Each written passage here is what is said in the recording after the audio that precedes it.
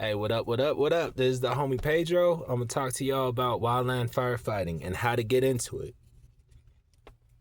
So, you need your FF2. That's really easy to get. You go to a class and you watch videos, and you basically can get your FF2, and then you have to pass your pack test. It's called an arduous pack test. It's a 45-pound weight vest.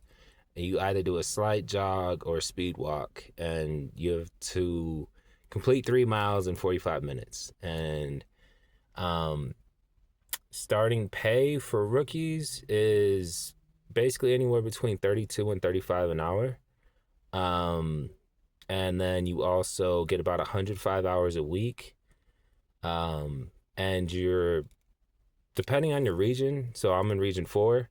Uh, I'm all over the West Coast, but mainly in like Nevada, Wyoming, Montana, Utah, where we're based out of. Um, and that's on the contractor side because I have a criminal record. And um, but yeah, on the contractor side, you make way more money, but you get less time.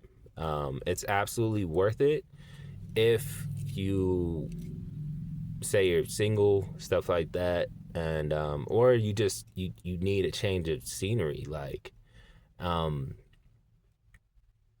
yeah, if you're in a ghetto neighborhood, stuff like that, it's very good to get into wildland firefighting because you get out in the wilderness and you get to collect your thoughts. You get digital detox. I mean, there's so many benefits to it. um and then there's certain pitfalls like when you're there. So if you're single, that's great because you go to the bars, the near the towns, they always like give free alcohol for firefighters. And then like women love you out there, stuff like that. But I've seen it time and time again. People get cheated on, or they'll partake in cheating because they're out of state, and they just like, hey, yeah, I can get away with it. um but yeah, it's for me, it's the hardest part is being away from my sons. And um yeah, but the good part of it, this is an amazing part. You have such a sense of pride of like, oh, like I saved that structure, I saved that structure. And then not only that, you get to link up with different people, and the community is amazing. I always call my coworkers are my brothers, you know what I mean? So, and they come in all shapes, sizes, forms, stuff like that, personalities, I mean, but I love them still the same. Some of them get on my nerves, and then others we click, just I guess as law of nature. Um, all you need really is you need a tent, sleeping bag, warm clothing because it does get really cold because a lot of times you're at high elevation. So right now we're in the off season and I'm in Utah, and as you can see, it's beautiful, beautiful mountains around. It's one of the reasons I like Utah is I can always go for a hike if I'm bored, stuff like that.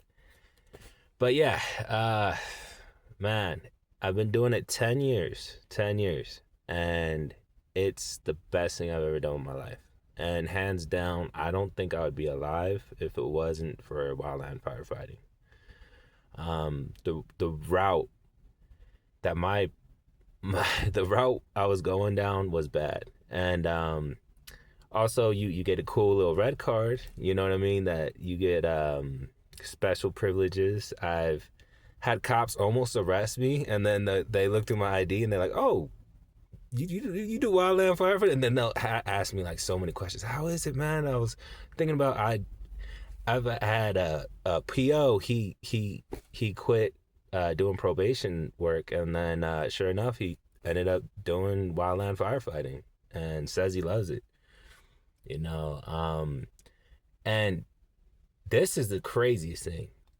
So you would think firefighter, right? Like they grow up like in these, horror or like great environments. I know two of them that just with the company that I'm with, they're orphans. They know mom, dad, or like they grew up like in an orphanage.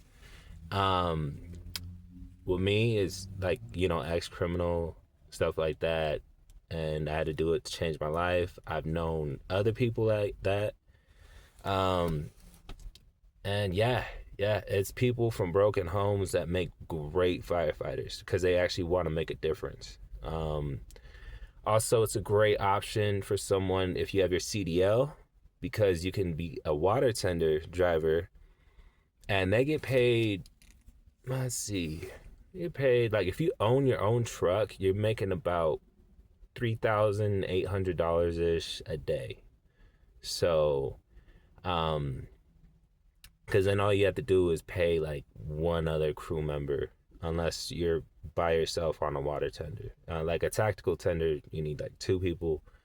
Um, what I do is I'm what they call an engine slug, but so I'll be on like a Type 6 engine or Type 5, Type 4, whatever, or a water tender, and we supply water to other people. I mean, you can get on with a hand crew, hot shots, or like crazy people. So you need like 2 years experience, and then hot shot, and then you got smoke jumpers, you got sawyers, fire camp is good. Like it's a great way to save money because you don't need to pay for your food. Like you get catered food. Unless you're spiked out, then you're eating MREs, which really aren't that bad. I mean, I beef stew is my favorite. Um, but yeah, it is a great opportunity, and you get to see all these cool little towns that you would never have been through, and you get to meet the locals, and then shoot, I made friends with some of the locals. Like there's people out in Colorado that this one dude totally lives off the grid, but he's just like, hey man, you should come by, blah blah blah, and yeah, he's a good dude. And then I know people like seriously all over just from fires, and I'll call them, check in on them every now and then. Hey, how you doing? Blah blah blah. And I mean, just the camaraderie is the greatest thing. Um, I remember one time I was at a very low point in my life, and I was contemplating unaliving myself. And the owner of the company that I work for, he never met an owner like that, man. He talked me out of it and didn't judge me for it.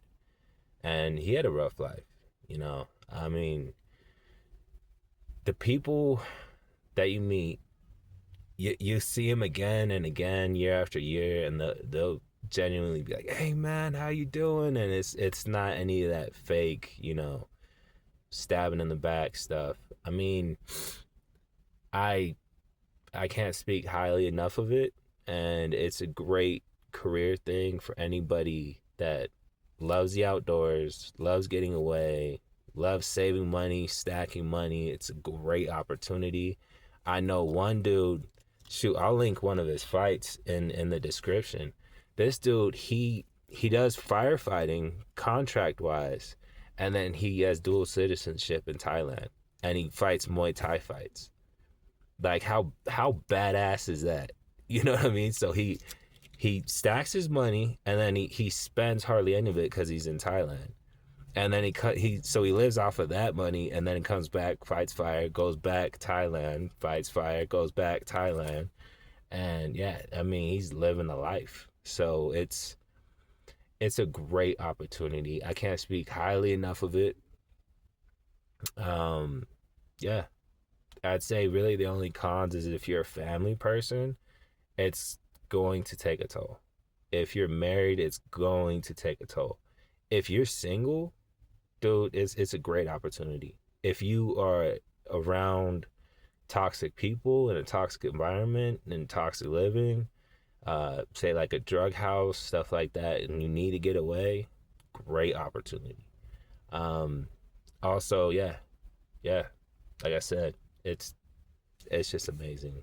So I'll I'll put some pictures, through my fire experience on this one. Um, but yeah, I just thought about that because, yeah, my next video is gonna be about the kid, man, and now he wants to be a wildland firefighter. So that's kind of what why I'm talking about it, because a lot of people don't know how to get into it. I didn't know until my third MMA fight. There just happened to be somebody that I was explaining, hey, about like fighting stuff, and then he's like, I think you might like wildland firefighting because you're an adrenaline junkie. Like those people, if you're an adrenaline junkie, you just like being outdoors, stuff like that, and don't mind a little bit of hard work. Sometimes, some days, not hard at all. But yeah, I also got a dope fire story, but I'll save that for another time. It's crazy. Um, I got a couple of them. I mean, 10 years of doing it. Yeah. But anyways, it's the homie Pedro. One love. Peace out. Stay safe. And it's just a career opportunity for anybody looking to get into it. Google FF2 Wildland Firefighting. So, yep, that's what's up. Peace.